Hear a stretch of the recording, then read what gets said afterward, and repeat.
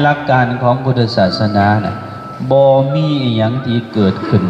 โดยบังเอิญนะบ่มีทุกอย่างล้วนแล้วแต่มีเหตุมีปัจจัยการที่เฮามาพบกันการที่เฮามาพ้อกัน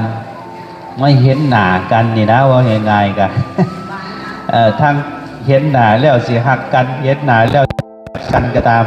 คือเคยเป็นพี่เป็นน้องเป็นเอื้อยเป็นอ้ายเป็นพ่อเป็นแม่เป็นลุงเป็นป้าน้ำกันจึงได้มาพ้อกันนะ